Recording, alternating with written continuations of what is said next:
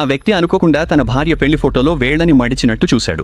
ఈ సంకేతం దేవుని క్షమాపణ కోసం ప్రార్థించడాన్ని సూచిస్తుంది. అంటే వారి పెళ్లిలో ఏదో అనుమానాస్పదమైన విషయం ఉందని అర్థం. తర్వాత రోజు అతను నిశ్శబ్దంగా ఉండి తన భార్య ఏమి చేయబోతుందో చూడాలని అనుకున్నాడు. అతను బయటికి వెళ్లేటప్పుడు ఉద్దేశపూర్వకంగా నీకోసం నేను వేళ్లను ముడుస్తాను అని చెప్పాడు. అతని భార్య మొదట షాక్ కు గురైంది. తర్వాత ఒక నకిలీ చిరునవ్వు ఇచ్చి త్వరగా పనికి వెళ్లిపోయింది. ఆ వ్యక్తి ఆస్పత్రికి అనుసరించాడు. నర్సు లోపలికి అనుమతించలేదు. అతను వెళ్లిపోతున్నట్టు నటించి తిరిగి వచ్చాడు. వీల్ చైర్ లోని రోగులు, వైద్య సిబ్బంది షెల్ఫ్లను తప్పించుకుంటూ ఆపరేషన్ గదికి వెళ్లాడు. అతను డాక్టర్ కత్తి పెడుతుండగా చూశాడు. కానీ రోగి అకస్మాత్తుగా లేచి తప్పు జరుగుతోందని అనిపించింది. ఇది చూస్తే ఈ పెద్ద ప్రదేశాన్ని అతని కోసం నిర్మించారు. ఒక వ్యక్తి జీవిస్తున్నాడు. 5000 కెమెరాలు అతని జీవితాన్ని ప్రత్యక్ష ప్రసారం చేస్తుంటాయి. చాలా మంది ఎదుగుదలను చూస్తారు.